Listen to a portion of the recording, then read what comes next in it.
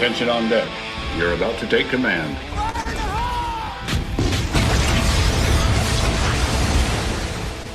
Welcome to the bunker.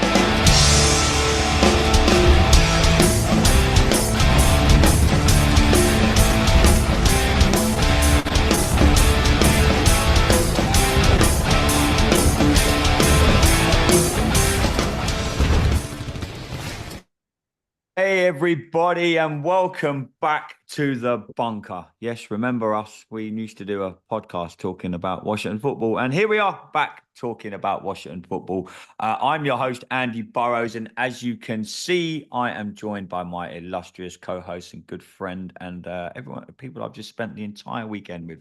First of all, we have Mr. Scouse, Mr. Andy Lockout. Scousey, how's the jet lag, mate? You good?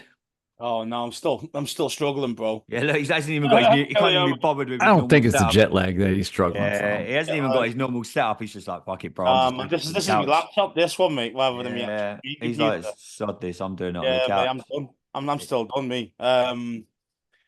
Yeah, been painful, man. I'm not gonna lie. Been painful. So, how's yours? Mate, I went back to work today. I couldn't do that. Absolute killer.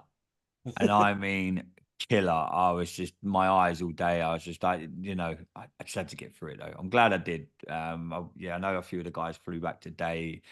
I find the jet lag so harder when you come back because your body's clocks obviously just adjust. We were there obviously Thursday to Monday, so your body clock adjusts to being 5 hours behind because we were constantly doing stuff. We're out of bars, we're at the game, we're at the baseball, and then you come back and you're like, your body's like, fuck, I need to sleep, but you can't because I tried. I went to stupidly went to watch Dunstable play last night. We lost 3-1.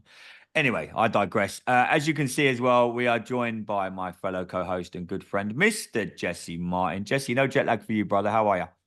I'm freaking great, man. I mean, I feel good. I don't know what y'all are whining about. It's not like you got to travel, you know. Hey, you come over here one time, mate. We'll find out. Yeah, wait till you do. Next year, brother. Wait till you come over here next year, bro, and join us. But yeah, we are back doing the bunker. Thanks. So many people come up to me. Obviously, for those that don't know, myself, Jesse Scouse, Scott Hartley, Craig, Tony, bloody Darren, many of us UK guys were all over for the home opener this weekend. And so many people come up to me at the Red Zone lot and said, hey, look, we're missing the bunker. Any chance you could bring it back? And I was like, you know what? Yeah, there is a chance. We can find time. If you want to do something, you'll find the time. So thank you for everyone that come up and mentioned the podcast to us. So here we are, boys, talking some Washington Commanders football. A 21-18 win over the weekend against the New York Giants. As I mentioned, we were there. We were in attendance. Jesse, if you looked at that score, you think, oh, wow, there was a good couple of touchdowns there. It sounded like a good game. God bless Austin Siebert. That's all I'm going to say. I think maybe it was for us Brits. We saw a lot of kicking of the football this weekend. What did you make of the Washington Commanders win, mate? A win is a win. We all spoke after the game. We spoke during the game. I've listened to a lot of phone-ins. I've listened to a lot of podcasts, and I caught up with your podcast this morning that you Hartley, Max, and John done last night, and I'm pretty much agreeing with what John said. Like, a win is a win, but I've listened to a few. I listened to JP and Mitch this morning. I've listened to Goldie's show. Some mixed views. Everyone seems to be glad we won, Jesse, but everyone's like, hey, we know there's problems getting the ball in the end zone, which we're going to get to in a minute, but a win's a win, right? I mean, of course, and especially against a team that we haven't won at home against in like 4 freaking years. You know, this is a division rival that these games are always really wonky. As you mentioned, it's some red zone issues, but we'll dive into that in a little bit. But other than that, I like, it was a step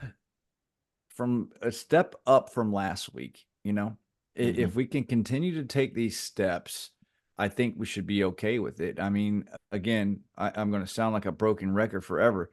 This year is all about one thing, and that's Jaden Daniels, the quarterback, and developing him. And so far, so good. I mean, we didn't punt yesterday. That should tell you a lot. It's 7 field goals. You know what? If it takes 7 field goals to win every game, I'll be happy with it. Hell, we're scoring points. We're getting to the red zone. We're moving the football, and the quarterback looks good. Scouse, he says we're jet lagged. No one punted yesterday. Yesterday was Monday. Oh, well, you know what I mean. I only just got onto that as well when he mentioned See, it. my So, jet lag isn't that bad. No, but yeah, Jesse, you're my right. I mind's not mean, working, bro. yeah, I mean, we didn't. No, Jesse, you're spot on. Scouts, what did you? Now we've flown back across the pond and we've had time to digest it. I've looked into loads of things about the game today, which we're going to break down in a minute. But your overall take from what you saw on Sunday, it's very different to what I always find as well. It's very different when we're watching a game live. Again, something else that we can break down in a minute. I saw things on that field that you don't normally see on TV. You can see we're going to get into Terry, etc. in a minute. You can see the routes that he's running, and sometimes where I thought he might be open from what I'm seeing live, that's obviously different to what Jaden's seeing, etc., etc. So, but Scouse, what's your overall take here, mate? As we sit here on a Wednesday evening, I agree with Jesse. You know, it is about the quarterback, and there's plenty of positive about him, and there's some negative still at the moment, which is understandable. So, you know, I'd say I have always said, as long as we're competitive in every game, and you see, I just say you see Jaden progress over the season, then this is going to be a decent season for us. You know, yes, was I happy with the win? Sure. Was I happy with us moving the ball between the 20s? Definitely. What I was a little bit upset about the lack of deep ball attempts. Now, I don't mean I want them to be like Caleb Williams and throwing it ridiculous, but just once in a while, just to keep the defense honest, you know. That would have been quite useful. He didn't. I don't think he did any over like 15, 20 yards. I don't think at all from what I saw from the replays and things. Just a couple of deep shots would be quite useful. But overall, you know, there's some very good things. Offensive line still stinks. Ridiculous pre-snap penalties in the red zone. It's unacceptable. These are pros, you know. I mean, these guys know what the hell they're doing. Even Turnstile, while he knows not to move before the ball snapped. Do you know what I mean? So why the hell these guys can't do it? I mean, how many times was it? We did it was 6 or 7 penalties we had in the red zone. 5 false starts. Five false starts. Yeah, 3 of them were the same player. Yeah, 3 from the same dude, and even though it wasn't Turnstile. But yeah, man, it was that was very, very frustrating for me. But overall, did we win? Yes. Am I happy about that? Hell yeah. But work in progress. Yeah, I just realised I douchebag myself as well. Yesterday was Tuesday, Burrows, not Monday. What a dickhead. Sorry, Jesse. I am still jet lagged. Yeah, I mean, Jesse, there's a lot of talk going around social media this morning and radio phone-ins, and I've listened to everything that I can since I've got in the house. I think the general consensus from the media to the fans seems to be a little bit different. I mean, we know the penalties, they cost us big time on Sunday getting in the end zone. Yep, I would like to see more shots taken downfield. But then when you look at it, you're like, this is a rookie quarterback playing in his second game in the NFL. He didn't turn the ball over. I think he got sacked once, if memory serves. I need to go back, and that was it wasn't what I call it. Wow, that's a great sack. He looked after the football. Was very clever when he had to be outside the pocket. So I'm trying to take more of the positives than the negatives from what I'm hearing. Yeah, we didn't put the ball in the end zone, and we can talk about that in a second. But for me, if you're looking at Jaden, he was 23 for 29, 226 yards, no interceptions. And to Scouse's point, his longest shot was 34 yards only. Jesse, what do you say when you scale it all back and you think, hey, hang on a minute, you know, do you want to see the deeper shots be taken a little bit more? Can we scheme plays that might happen? I mean, me and you talked all weekend about Terry being the elite wide receiver. I think he is. You don't think he is, etc. Et but is there something that we're doing that could maybe get more options down the field so it isn't quote unquote what everyone's been saying today, dink and dunk? Well, I kind of disagree with Scouts just a touch about the deep shots. In this particular game, we didn't need to throw any deep shots because we were moving the ball so effectively with the run game, and the pass game, and you know, the medium pass game. I think I was listening to Neil Greenberg, and it was on JP Finley's podcast. how Cliff Kingsbury's starting, kind of starting the game, kind of just throwing, throwing the little stuff. And then in the second half, that's when you started him opening up a little bit. Ertz had a 30-yard pass, actually 2 30-yard pass catches. Went going downfield to Noah Brown, there's at 22-yard. I mean, I think for right now, I think that's perfectly fine. There's wasn't. Are we really any scheming need not to? Someone made a point today, Jesse. Are we scheming not to lose rather than win? That was the. No, I think that's that was one of the I things don't- I heard that on the radio this morning. Yeah, I Well, don't this afternoon believe- for me. But yeah, are we scheming not to lose and instead of No. I mean, listen, we're scheming. We've punted once in 2 games. Let's sit back and think about that for just a moment. You're moving the ball so effectively, so efficiently. And as far as the sacks goes, there was 5 sacks, 1 on the offensive line. The other 4 were on Jaden Daniels. And he does miss stuff here and there. But if you're our best player in the past like 5 years only gets to be on the field once or twice in 2 games, I mean, we're talking about Trust Way here. If we really pull back the curtain and take a look at this thing, the offense is doing what it's supposed to do, but when you get down to the 5-yard line and you have a holding penalty, or you have a false start or multiple false starts, that kind of puts the damper on that, 10 to 12 minute drive that Jaden Daniels going on. So as far as opening up, yet I believe in Kingsbury. I like what he's doing, even though in the first part of this game I was cussing him out like a motherfucker. But it was all to set up another play, as we saw that awesome Austin Eckler play. So I think he's given Jaden the small doses at first. Okay, let him get his bearings, let him get his first few games under his belt, and then they're going to start opening up the playbook a little bit more and more. You see that in both second halves of the Bucks game and this game, that playbook got opened up some. Scouse, one thing me and you talked about, I think we were just chilling on Sunday night after the game, we were talking about the penalties that cost us. And you were making the point to me, it'd be good to let the viewers like a little insight. You were saying to you, that's just the basics of football. Stand in your stance, stay still. You were proper losing your shit on Sunday night. It was just like something you should be taught as a 10-year-old. In your guys' opinion, for me, that's not even down to a coaching thing. That's just the players being dumber. I think it's coaching. Yeah, but can you coach? Can you coach someone not to move? It's the timing and cadence. It comes down to discipline, and discipline stems from coaching, in my opinion.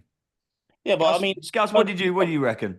Yeah, I mean, I know what Jesse's trying to say, but I mean, at the end of the day, these guys are pros. They should know what the hell they're doing. They've played this since they were 10 years old. Do you know what I mean? Do you know not to move before the ball snapped? Now, have you noticed though that all these penalties though win in the red zone? It was only in the red zone. When we got to the red zone, that's when we started to have all these penalties. What's that tell me? That tells me they're nervous, they're antsy, to trying to make something happen extra, and that split second, they're letting themselves go, and obviously false starts, and obviously we go back 5. Sorry, but in saying that's what I'm saying. So for me, it's like they need to get the nerves under control. I think that's what that is, more than a coaching problem. And it's hard to coach that out of players, because it's like when you're taking a chance and a shot at goal, or take a penalty, for example, in football, you're nervous. Can you hold it? Can you hold it in and strike it properly and score? These old linemen, that's what they're doing, basically. They're panicking before the snap's even been snapped. Cosme's one of the culprits. I can say one of the best. Yeah, 3 times. 3 bad ones. He had 3 really bad ones. I watched it back, and they're like, "Oh, geez." He finally got his payday. Now he starts regressing. Come on, lad, time to step up again. But Cosme's playing very well, though. Yeah. It's that whole middle of the offensive line's playing really, really well.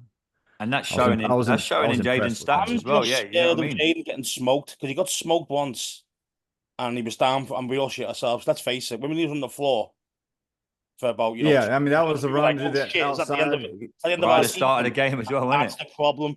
That's the Oh problem. yeah. Yeah, You know? I was cussing Jaden out at that point. In the Yeah, because he game. came out the pocket too quickly. Yeah. Throw the ball away or get down, you freaking idiot. I just Yeah. had my head in my hands thinking, no, our season's Not, not I know, again. all of us Exactly, were. not again. All You of know, us and were. Me, I was so sitting we've next to gotta be careful Wheaty, and now. me and Wheaty just looked at each other. And we were like, "Fucking hell, please And that's, no!" but that's But that's on him and on the O line as well. So, and mm, what I've seen, what you mentioned before about what we were seeing at the game compared to what we see on TV, is that you see Jaden not really talking to the players in between plays. Like, you know, like with TV timeouts, and they're on the field just waiting for the next play. You know, normally you kind of see your quarterback kind of being around the O line or around the running backs or something, but Jaden was kind of on his own, like 15, 20 yards away from the rest of the guys. And then as I came out of You know, commercial, he the, came back in, you know. But the radios can still be going on, so he very well could be listening to Cliff. when you to that point, right? potential, but I just think, like, as the leader of men, you should be with your team, as in, Well, like, I don't think he's taken that leadership role yet. You know, I as think, quarterback, you are a leader, mate. It doesn't matter. It but doesn't he's matter if you not want to be though. a leader or not. You know what I mean? Not yet. You are a leader because you are the main. You are the main signal. Well, not signal caller, but near enough. You know what I mean? Even if you don't want to be captain, you are the captain, really. So Crystal was Yeah. sitting next to Crystal, a good friend of ours, was sitting a couple of seats down from me. And one thing she and I noticed this more than once, right? This is probably more on the defense than it is the offense. The disorganization in our defense right before the play was called. I don't know if you noticed, Scouse. I know me and you talked about this a little bit on Sunday night as well. The amount of pointing and not knowing where if you go and rewatch the Giants' second touchdown down where we were sitting down that end, the disorganization in our defense, literally right before the play was called, there was more pointing than no one knew where they were meant to be. And that's the one thing I more noticed watching it live than I do on TV. I'd heard some people mention that about the Tampa game, saying, look, our defense was set up, but everyone was kind of not knowing where they were meant to be for what play. And I noticed that a lot more on Sunday. For me, that was a little bit alarming because when you do go back, I'm sure it's the second touchdown the Giants scored. None of our guys. Was that Wandale Robinson? Yeah, that into the corner. Yeah, and when you rewatch that, panicking a bit. I went back and watched it Yeah. today, and everyone was like, and by the time we'd all like had our head on a swivel, they were in the end zone and it was a touchdown, and it was an easy touch. When you watch it back, my God. So, but to me, that's, I don't know, Jesse, is that something that will come with time? Is that something that maybe, I know we've had camp and we've had preseason, but these guys are still all now playing actual games together. I mean, there was an argument, I can't remember what we were watching while we were over there. And I think, again, Scouse, you mentioned it when we were out for dinner the other night. You'd like to see the players play a little bit more in preseason. I think we kind of touched on it when we were speaking with him. He's like, it's not like our soccer, football, where they play preseason and they're getting 45 minutes under their belt. The NFL is very different. Jesse, is that something that's going to come with time and a cohesion that's going to be on the defensive side of the ball? I believe so. We need to hope so, but we do also have to keep in mind is how many new players are on this team right now, especially on the defensive side of the ball. How many new starters? But wouldn't that go with they should play more in preseason because there's an argument to be had of that. Absolutely. But there is also, there's two sides to that argument, players. The reason why they took away the fourth preseason game for a reason, it's damned if you do, damned if you don't. I mean, what if your star player just rips an ACL? That could happen in any game. No, you can play week 1 and get an ACL. Do you know what I mean? That's true, but the preseason isn't week 1. I mean, let's be real here. So, but is there a difference between camp reps, training camp reps, and game reps? I think that's what Andy's like. Scouse is trying to. Oh, it's a hell of a difference. And game speed is much faster. Exactly. So would that not be beneficial, even if you play an extra quarter? Even the regular NFL week 1 game speed is faster than preseason game speed. It just is. And it's because when your veterans out there, especially the veterans, they're not going to go 1000% in the preseason, no matter what anybody tells you. Even Jaden spoke to the fact that, hey, yeah, even the little bit of time he spent out there, with his 2 drives that he had, it's quicker, week 1. I mean, you can just tell because you have the bigger, stronger, faster players are all out there at all times. you know? So, yes, there's an argument that can be made. Absolutely. And I prefer the players to play more during preseason, but I do understand the other side of the argument is why you don't. Mm. One thing that has been heatedly debated today, yesterday, everything since the game, Jesse, you and we got into this over the weekend a lot. Someone put out on Twitter, I think one of the beat reporters put out, should we be worried about Terry McLaurin not being targeted that much, not seem to be that involved in 2 games? Jesse, I know you've got some thoughts on it. Scout, so I'm going to come to you first, my friend. For me personally, I mean, again, this comes back to, is this Kingsbury? Is this down to scheme? Is it being there live on Sunday?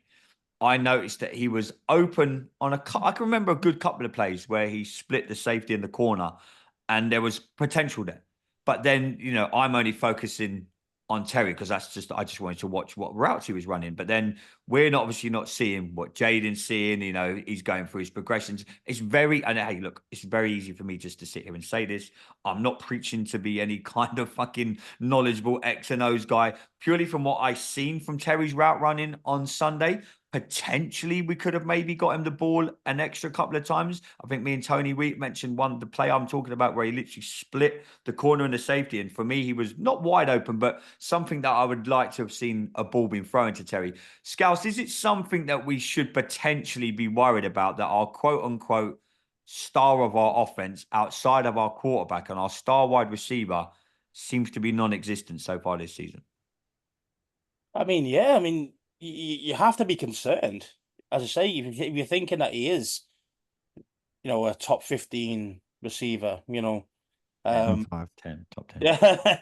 But obviously, this is what, we were messing with Jesse, we were saying top 5 and all that. I was winding him up. That was quite funny. Crazy. But realistically, he's about a top 15 receiver, I think, and we're not getting him the ball.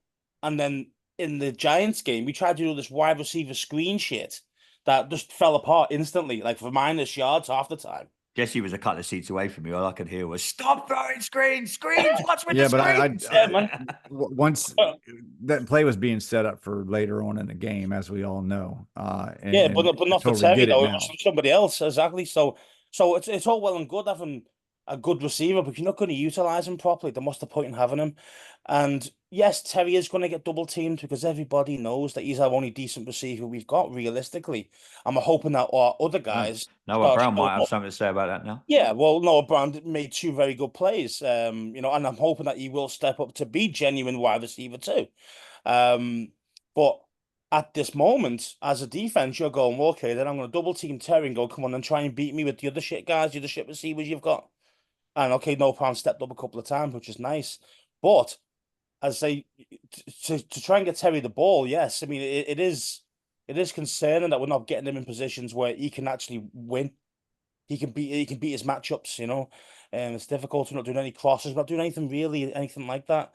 I think he's only a couple of decent times he got the ball was like quick slants, where Terry's pretty good at.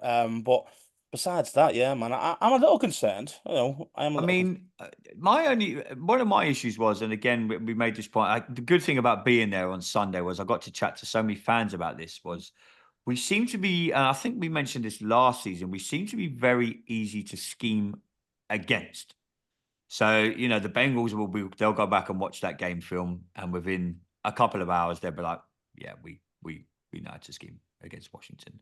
And like we always say, and the famous Keith saying is, we're just dudes on the couch, and we could potentially see it. And Scouts, me and you have said this many times when we've watched football together. We talked about Washington seem to be very vanilla. They seem to be very safe. Now they're obviously doing it for a reason, like Jesse says. This is the process, and we're all about Jaden. And I'm on board. I'm not here chucking the toys out the pram, and I'm just purely looking at it from a.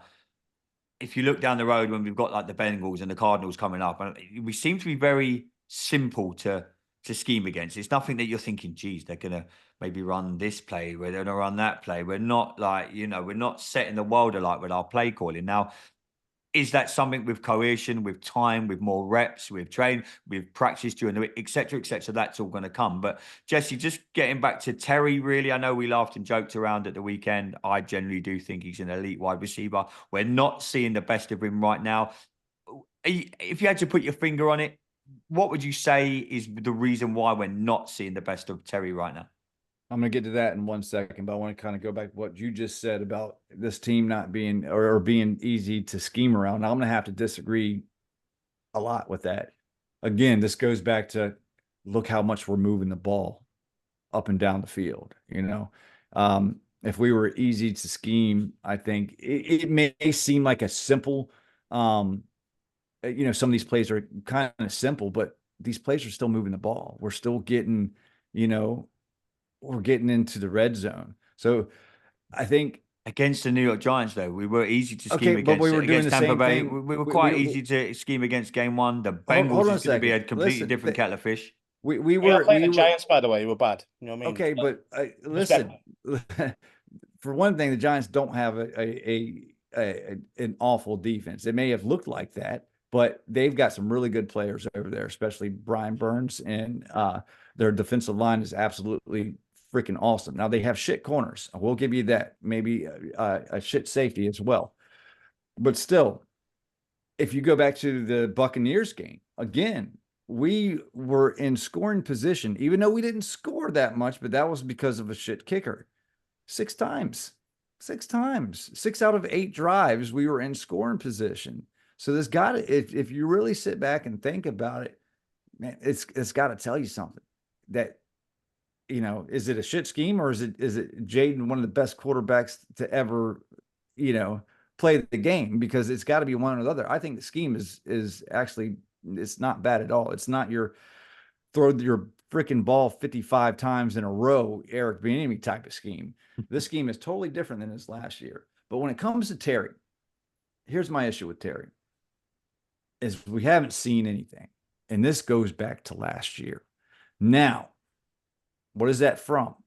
I can't tell you, because all we heard this offseason was him and Jayden connecting on these, long balls. How many times? Yeah, but what did you say in preseason, Jesse? No one ever sees hot air interceptor football. Exactly. That's exactly. But what I'm hoping is going to happen, I'm hoping that the further along Jayden gets, the further along this offense molds, and that includes play calling and I mean the whole playbook isn't even installed yet. They're putting in like 10. I was listening this morning.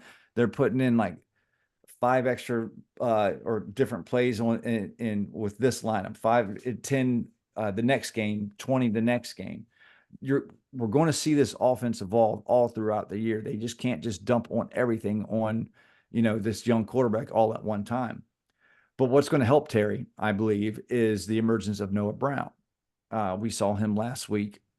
If we have another guy making those plays, we all thought in the beginning, in training camp and in the preseason, that was going to be Dyami Brown was going to help open it up a little bit. So the defense can stop focusing on Terry, because that's what the focus is on right now. It's on Terry. They did bracket him a lot, but sometimes they didn't bracket him. And yeah, he got open a couple of times, but it's still going back to last year. He had issues separating. He doesn't have that top end speed. He doesn't have that quick burst out of the turn, out of his break. I've felt a realist when it comes to Terry, that I think he's a very good receiver. He's not a great receiver. Is he a number 1 receiver on this team? Yes. Could he be a number 1 receiver on another team? I don't know. I can't tell you that. I can. Yes, he will. He can't. Actually, he is a good. Go and put him in receiver. Go and put him in that Buffalo. Not a great Go and receiver. put him in that Bills team. Go and put him in Kansas City's team. Go and put him in Tampa Bay's team. Go and put him in any of these teams. These like elite teams that we talk about. You're talking They'll about thrive. elite quarterbacks. They'll thrive. though. Yeah, but that's not Terry's fault. If we go, he look at when he's looked elite. You're telling me Look at that Justin Jefferson. Look You're what telling he's me doing Taylor. with You're telling me Sam Taylor. Darnold. You're telling me Heineke Come on was. now. You're telling me Heineke was Be elite. real. You're telling Be realistic. me. No, but you can't. Heineke wasn't elite. He was a little dwarf who couldn't see over the line, and Terry Okay. still pulled out like But he wasn't made putting up plays that he elite shouldn't have numbers, had to make. though. Made He's plays not- that he shouldn't have to make. He wasn't putting up elite numbers. He barely got over 1,000. That's not elite numbers. I'm sorry. It's just not. It's Still going not. from- I still think going it is from when you. I elite think scouts. it is when you're double teamed all the time. I do But think he's not double teamed all the time, Oh, though. but for the first few, That's the his first few thing. seasons, He's not. he was a lot. Go back to I can remember I that. mean, Was it? Remember it the doesn't make Chargers sense that catch? you'll be double teamed all the time. Nuts. You're the best outlet. You stop the outlet, don't you? End of story. That's what defense. Just because a ball's being thrown right. deep and you have a safety over the top, and that safety turns and is 5 feet closer when the ball hits there, doesn't mean it's a double team. It might not mean it, but when he gets there and there's two players standing next to him, be double teamed. Yeah. Not Yeah, how it you You works. still got to go and get the ball. Come on now. Take the burgundy I mean, glasses we- off. We've been please. bugging him all weekend with this. It's not. But come on, though. I mean, like, as any defensive coordinator with any reasonable strategy, you'd go, well, Terry's the main outlet. You'd stop the outlet, but with the double team. It's just simple. But And go one-on-one with me. But with that's all not your what receivers.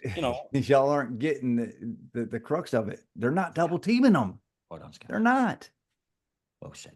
They Well said, haven't been. Scouts. Well said. They He's still going, Scouts. Well There's a done. this is Jesse's hate. Rarely ever Yeah. does he This get is the bracketed. hater Jesse coming up right Yeah. here. Not This- hater, it- it's just the honest. He's been with us truth. all weekend. He's been I'm in trying every. to He's be been in honest. every Uber. He's been in every restaurant. He's been in every bar. He's there. He's there. Yes, But Sorry, no, I'm not Playing- a Tater playing Harry. like I'm just playing a with you. Tater real Terry tater hater. realist. He's not Terry hater. he's not a Terry- top hey, 20 Terry. receiver. He's not. Okay. Well, I'm sure If you're people. Ross Reese, we got to treat him like one.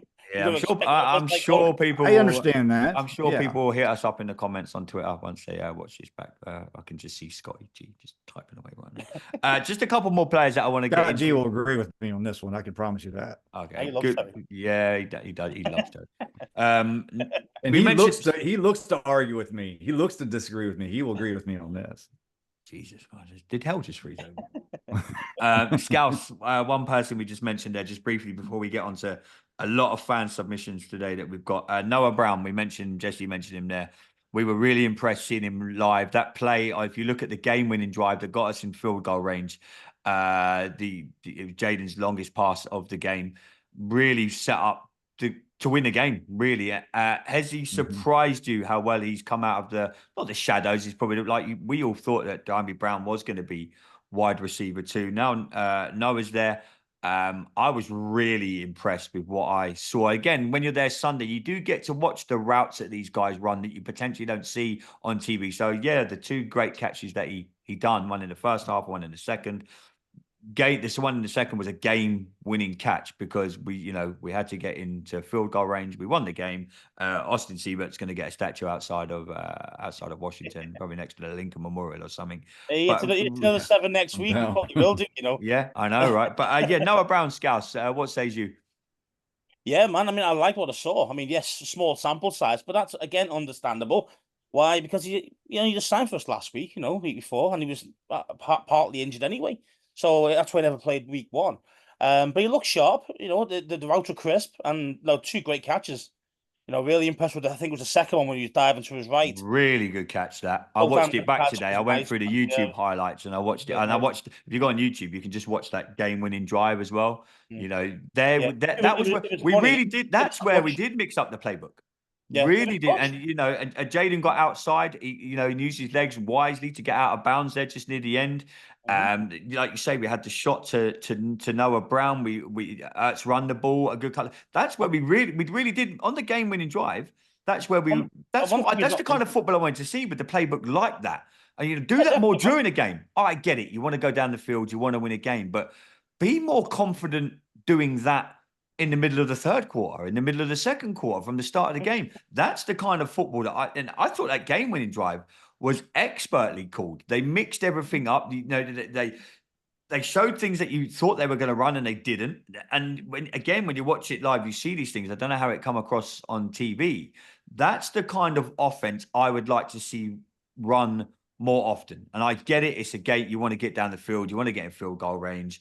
We were going to win the game. But for me, that the game-winning drive, Scouts, is how I want to see my offense called for the rest of the game. I don't know. What do you reckon? Yeah, it was nice. I mean, it really was. So you mixed it up very well, and no deep shots. And also, one thing we've not mentioned at all out of the positives out of the game: time of possession. 37, 32. 37 minutes, 32 in the whole game. It was close. Yeah, it was closer. Obviously, there than like the first quarter. We had the first 10 minutes. We had First the first quarter. half. We had the first 10 minutes of the game. We had the We ball. were so when it came to the final drive,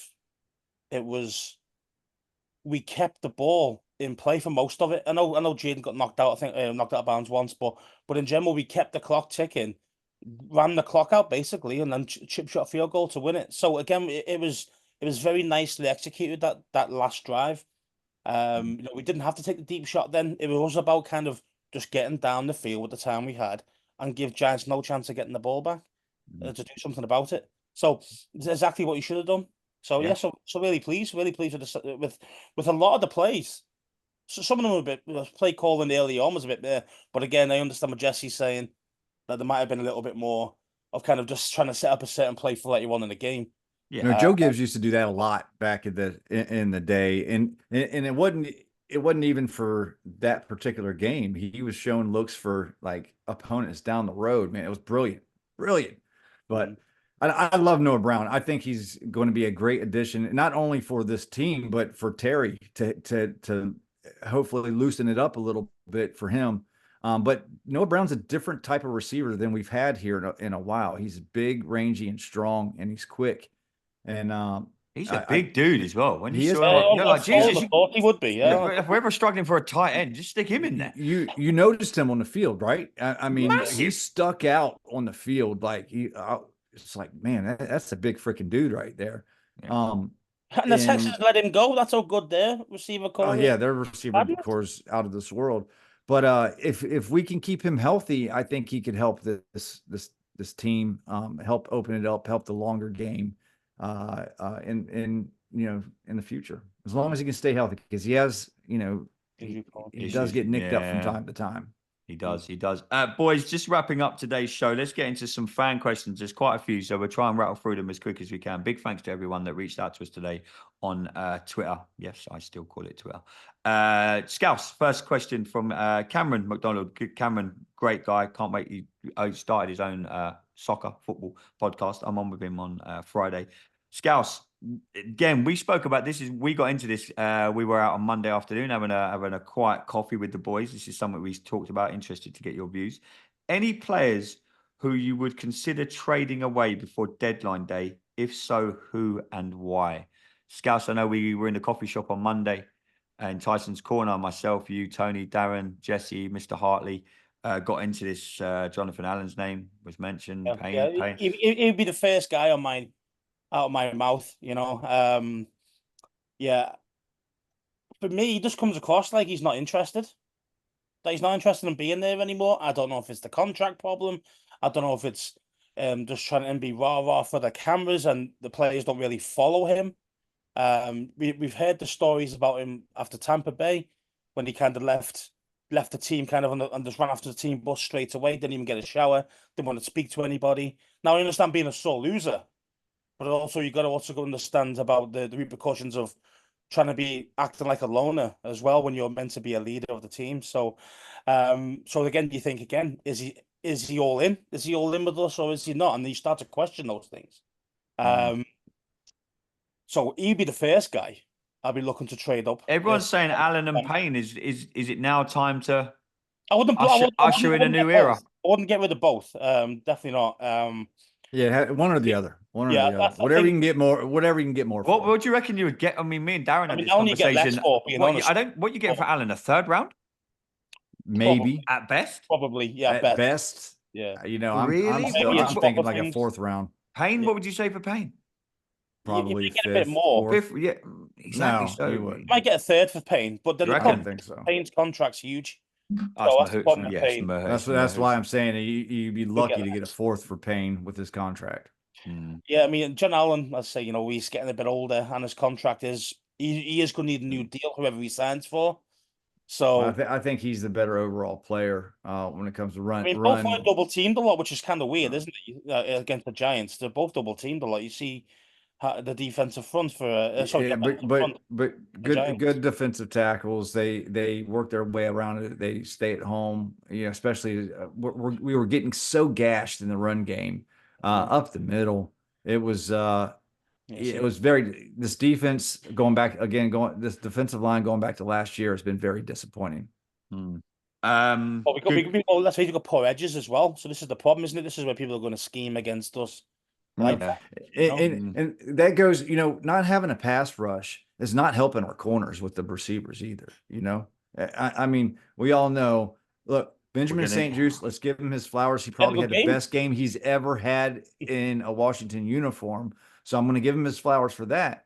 But it's we already have bad enough corners to help them out. Just help them out a little bit would go a long way.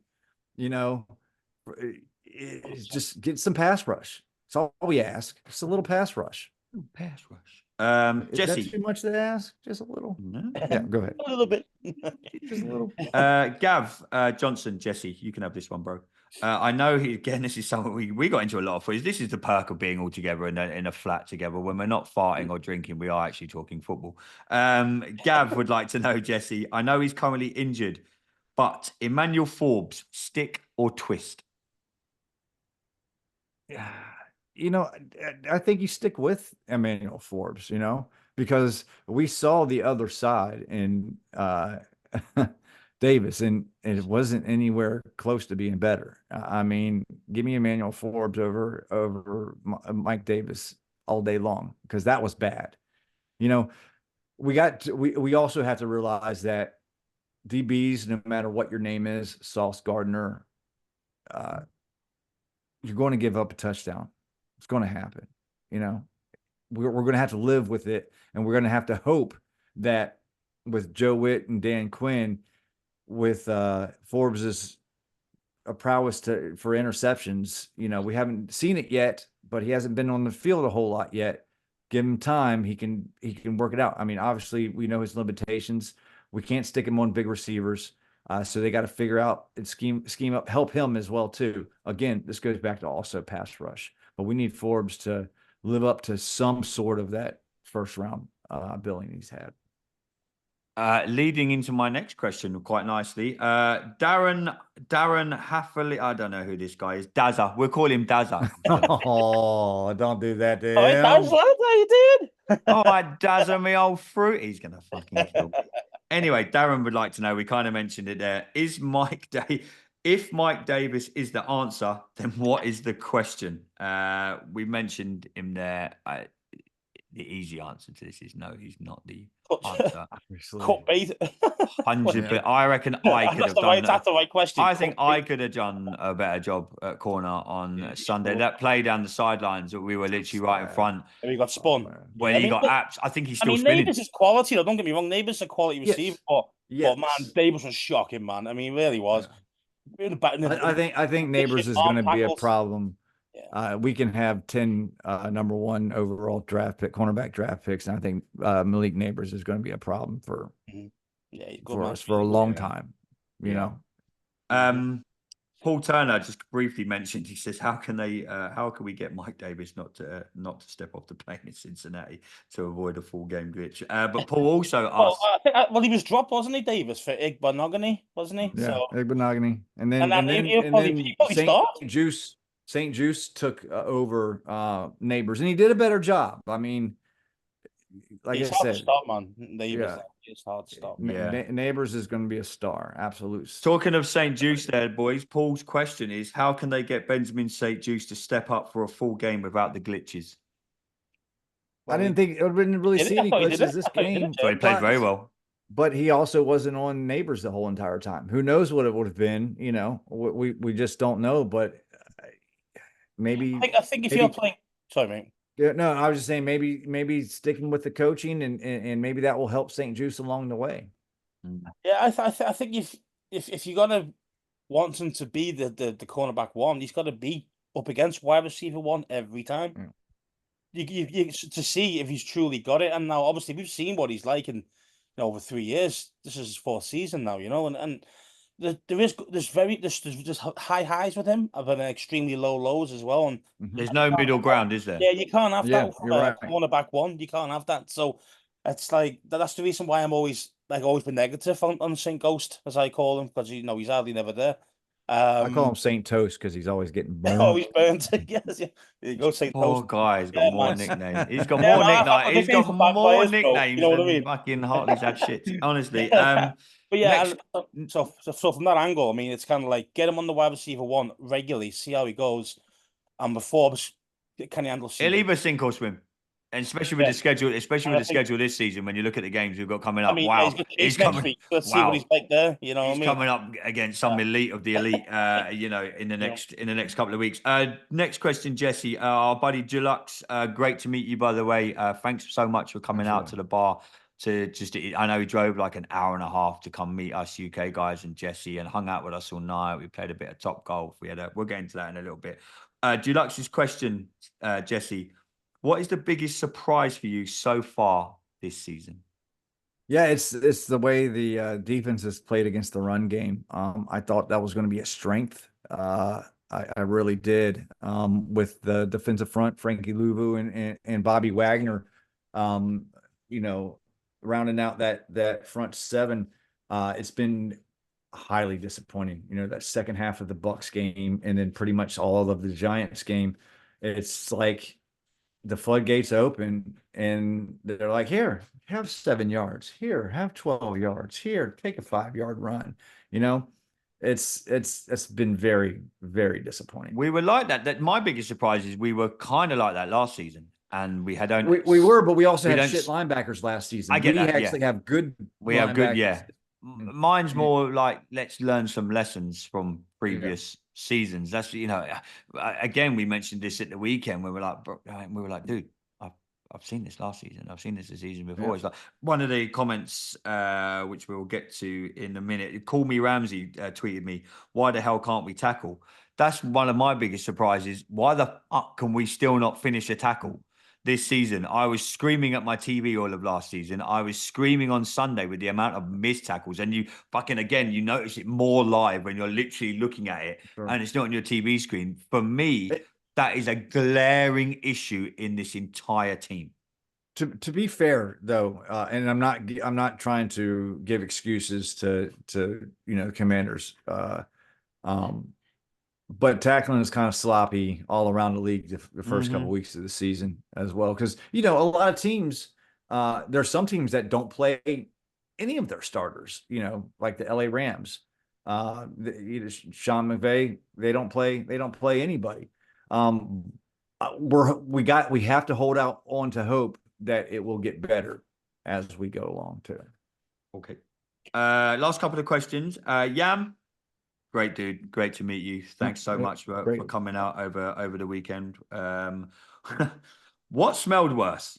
All the Giants fan or the random Cowboys and Eagles fans that came to the game? My God. Now, we had a Cowboys fan sitting in the row in front of us in his Parsons jersey.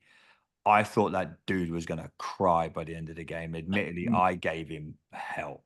Again, Scouts, the whole entire stadium, when we saw that the Cowboys lost to the Saints, it was like the Giants fans and the Washington fans all came together. And it was like we turned into the Avengers.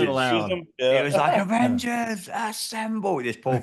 Are we still them boys? How about them boys? This guy, Absolutely. absolutely. You had him and the guy with the cane, the walking stick, that poor old Scott Hartley was shouting at. The poor guy could be, he looked like Gandalf. He could barely move, but Hartley was, I mean, I met one of Juice's mates in the Eagles jersey that we met after the game, Scouts. He was a really, really cool dude. It was good to see him. But yeah, this Cowboys fan that was literally sitting in the row in front of us, I think he's still having nightmares about us. He probably thought, I'd go to a game, it'd be nice and quiet. He didn't plan on 10. He didn't plan on 10 English guys. You got to expect the heat, man. If you're going to go into a team stadium that you're not even playing in, and then you're playing one of the biggest rivals, and you go, I'll just put the rival's shirt on.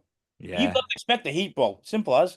Talking of heat, Scott Hartley mentioned in his question, can we talk about the British chanting? The best one that I can probably get was when the Giants were all starting defense, and I got our entire section. I started on my own as they were going defense. I was going, yeah, fuck. And literally, I looked around, and every single person was yelling fuck you at there was kids behind us, and I'm thinking, oh God, these parents are going to kill me for starting this chant. But I may have brought a bit of English soccer chanting to the Commanders on the weekend. A few more questions just before we wrap up here. Scott G, big shout out to you, Scotty, as always, my friend. Jesse, What's the top overreaction through week 2 of the season, both positive and negative? I think the top overreaction is Cliff Kingsbury's offense. Some people don't like it. I think that's their overreaction. I think a lot of people don't understand it, and I think they don't realize it is a process, and these playbooks are so big, and Jayden is, they're trying to bring Jayden up the right way. I think the biggest negative, I don't even know if it's an overreaction, but I mean, it's the defense. We just didn't expect. I mean, we didn't expect miracles. We didn't expect being a top 15 defense. I know Taman did, but I was at least expecting like a top 20 to Taman 25. doesn't know what day of the week it is half the time. Making it, but I don't necessarily think it's an overreaction though. Scouse? Positive or negative? I mean, yeah. I mean, I think that obviously the biggest thing is, negative for me. I'd say St. Juice. bad- Everyone's getting on his back a bit too much, I think. No, I mean, to be fair, I say for me, if like any player, I start off kind of down the middle. Then you show me how good you are. If I don't like what you're doing, I'm going to criticize you. And then if it doesn't get any better, I'm going to keep criticizing you. So it gets to the point where you go, then you realize that guy's not good enough. How is Wiley? Yeah, exactly. See what I mean? Yeah, I mean, He hasn't been playing bad. Jesse, I didn't want to bring it up, but Scouse might kill me. He hasn't been awful. That's because of Jayden, buddy, running around saving his own life. That's the reason why he's looking good. The stats are looking good. Christian put out fourth. Do you think he's not done? Is not giving any false starts away? I don't think he's our not guy done. Christian said Jamin Davis ranked 4th. Funny, just really quickly, because of Jayden Christian running said Jamin Davis possible trade bait. Oh yeah, I mean, you wouldn't even get a 7th rounder for him, mate. That's the thing. Like, Really wouldn't. If he was trade bait, I think they would have played him, wouldn't you? Yeah. Try to show him off. Yeah. I believe did y'all hear Quinn's reasoning for? Yeah, I saw it. Yeah. And I get it. I understand it. I think this is more about Johnny Newton than Jamin Davis. So. Well, you never know, because John Allen could be the trade guy, and then Newton needs to be able to step up and trade him. So maybe. So yeah, that could be definitely the way. But I think now it's time for Newton to come on. Let's go. Let's bring it on. Let's see what you got. We need some push in the middle. Especially just briefly before I get on to the last question, Scouse, really briefly, because I really need to go to bed. How did we get on against the Bengals on Monday? We'll get smoked. Right? He actually had to think about that for a second. I mean, I was trying to be in the middle and going, no, we're gonna get smoked by at least 14. At least. Jesus, Jesse, are you going to be a little bit more optimist? Yeah, I will be a little bit optimistic. I still think we are going to move the ball, and I think we're going to score more touchdowns and field goals this game. It's a process. I don't know if we're going to be able to score enough to keep up with the Bengals. Again, our defense, until they show me something, they're shit. Okay, that's just they got to show me that they're getting better. We're all hoping that it happens. But I like the way this offense is going. It's going on a trajectory that keeps going up and up, and I expect it to do the same. So I do expect to be in the end zone multiple times. I think we score over 24 points this game. We're taking on a better defense, though. Don't forget, this Giants team, you might have some names, but not Jesse, good. like it. I think we lose I think we lose by the odd touchdown. I don't think we get. It's prime time, don't you? You know it's a prime time game. Scouts, I'm trying to be like. Listen, this is a different regime, man. This is totally different.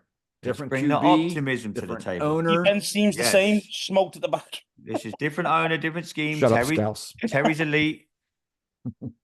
Terry's elite top 5. Terry's going to score 3 touchdowns, and I'm going to ring Jesse at 4:30 in the morning. Last question.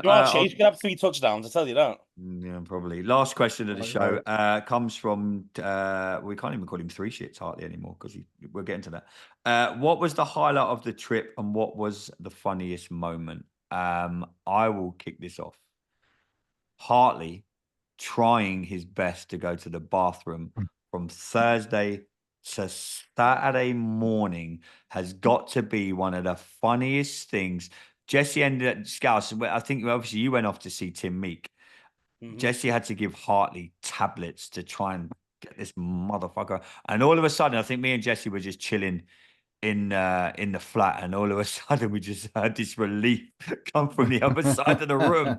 Hartley had just finally dropped the kids off at the pool, shall we say. The deposit Wow. had been made, and the relief on that boy was absolutely, and it went viral because I know we recorded a podcast with Taman and everyone, and people were just commenting on Twitter, and people were coming up to Hartley at the tailgate on Saturday going, "I'm fine. Did you shit? Did you shit, Scott? Did you go for a shit?" And it was honestly, it had me in. I said last year we had me with Keith, and if anyone wants to know about that, I'm not going to go into it. We had me and Keith last season, which was hilarious. I think Hartley topped it this week. Apparently, he can't go to do a number 2 while he's on vacation, so he struggles to do it while on vacation. So if that's the case, how come last year he was 10 shits? Yeah, I don't know. Something's happened in the last year. He lies. Yeah, he said he's struggling to Well- go. Bless him. It was for me. That was just, but the whole trip in general. Every year we do it now. We go to the home opener, and every season it gets better and better. There was many things I could talk about. Jesse had to pay $35 to go for a piss. Yeah. Long story short, he ended up going Yeah. into a nightclub, paying $35 because he was too much of a wuss to go up against a tree. I just didn't want to get arrested. Hartley, but the worrying thing was Scott Hartley said, "I've got your back." He would have bent over like a pretzel if a police officer had come up and gone, "What's your mate doing? He's having a wee." He would have I'll thrown. help you arrest him. Yeah, he would have thrown him under the bus. But it was a great weekend. Scouse, what about you, brother? What was the highlight of the weekend? Oh man, I mean, there's so many things, man. I mean, me going to hang out with Tim, that was a really cool thing, and now we went to see a band that I've never seen before. One of my favorites. That was great. That was great meeting people on game day. Meeting new people that I'd never met before. And all of us thinking as one. Was talking about ball. There was no politics. There was no things that would normally kind of maybe you wouldn't get on with each other. But what brings you all together and just it was just all those things really. Just like, it's always great to hang out with like-minded people when it comes to the sports teams, and it's just great. Even hanging out with Jesse, you know what I mean? Like it's just He's kind of one of us now, isn't he? Yeah, We've kind of adopted him. Right, mate. So, Yeah, he's Jesse, what about you, bro? What was Yeah, man, what so was the many. highlights of the weekend? I mean, the highlight obviously is just getting the time to spend with you guys. We met through this thing called a podcast and social media, and you gain friends for life through it. And to be so many miles away, it's not like we just drive down the street and say what's up. So the anticipation of it, when we book our travels and everything, get everything set up, it seems like it takes forever for it to get there, but when it's there, the time goes by so fast, and it sucks that it seems like it's like an hour when it needs to be much longer than that. So I'm definitely going to have to come out there sooner rather than later to spend some time with my boys. I mean, that's the highlight of You my can year. pee against a tree here, and you will not get arrested. I promise you. If you say anything dodgy on social media, though, you can get arrested. So just be careful with that one, Jess. Yeah, you can get especially on social media, you get locked up in prison now, apparently. Yeah, and 3 years was saying that. Yeah, but yeah, just finishing up, guys. It's great to be back doing the bunker again. I said at the start, thanks to so many people that come up to me and the guys and mentioned the bunker and said like, "Look, we missed you guys." We're gonna record every Monday. Obviously, next week's gonna be Tuesday because we play on Monday against the Bengals. So we're gonna drop a show next Tuesday. But moving forward, myself, Jesse, and Scouse, we're dropping shows every Monday, just looking back at the weekend's action. So anything that you want to do, comment. All the shows are gonna be on YouTube. The link is gonna be on our Twitter at Commander Bunker. You can find us on Twitter. Type in the bunker onto Facebook. You can also find us there. But just a big thanks to everyone. Jesse, thanks to you for the weekend, bro. Chauffeured us around when needed to, got drunk with the guys when you needed to. Not me. I was on Diet Cokes and water all weekend. Just pussy. Honestly, how I nearly broke. There was one night I nearly broke when we went to the Rocket Bar and Jesse was like, just drink. And I nearly did. And Hartley went and Hartley turned into mum and bought me a Diet Coke. And at the tailgate when loads of people were like trying to offer me free beer. That's the hardest, but I'm glad I didn't do it. It was good to have some time off the beer, but I had a great time. I honestly would come back for the next home game if I physically could. I absolutely love spending time in the States, just Jesse, with you, with all the guys and girls that we meet, with LJ, with Shelley, we met her daughter Grace, with everyone, with the Podfather, with Hall, with all the UK guys that were there. We met James and his amazing girlfriend Alex, who come out to the Rocket Bar. Again, that was purely because of Twitter.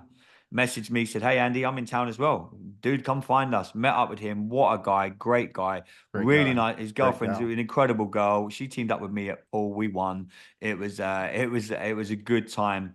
Just a huge thanks to the team. Good to catch up with Jason Wright. We briefly caught up with him as well. Good to catch up with him. Wish him well with his future endeavors, whatever he goes on to do after this season is finished. But a great trip was had by us. I know everyone. We are the lucky charms. I thought our record was going for a brief moment here, Scouts. I'm not gonna lie, but like I say, up until neighbors dropped that pass in the fourth, late in the fourth on fourth down, I was thinking, shit, we're done here. Yeah, our record's going, but our record is intact. I'm still undefeated when all the Brits come over. But like I say, at Commander Bunker, which is where you can find all the links. Go and check us out on YouTube. Go and subscribe and all that good stuff. Hit a bell and do whatever the fuck that means. But it's been good to talk. It's been good to podcast with you guys again. Let's go and we'll do it all again next Tuesday. We're back next Tuesday. And then from there, moving forward, you can find us on every single Monday. But this has been Jesse wants to say something. What do you want to say? No, I'd say we'll have a Victory Tuesday next week. We will have a Victory Tuesday, and we will prove Scouts wrong that we will not be getting smoked by the Cincinnati Bengals. And I also wanted to shout out, Darren and Craig and Mark and Joseph, and Tony. Daza is his name. Yes, big time. It was great hanging out with them too. Going to the baseball game and chilling. The baseball. I'm not Scouts. I know it weren't really for you and Hartley, and I think John Tayman's ears are still burning where Hartley chewed them off for the entire 9 innings. I absolutely loved it. I'm a huge baseball fan, so for me to get to sit there, and I sat with Jesse and your amazing daughter, and to sit with like someone and talk about baseball. I'm not sitting on my couch, just watching baseball on my own, because none of my friends like baseball, and usually just to actually be at a Nats game. We saw a good few home runs. We played well. Because it sucks. That's why. It's a great game, mate. Honestly, you need educating. But yeah, absolutely love the Nats game. But boys, I will catch you next week. This has been another episode of The Bunker. I've been your host, Andy Burrows, with the amazing Jesse Martin and Scouse, Mr. Lockhart himself. Till next time, everybody, bunker down.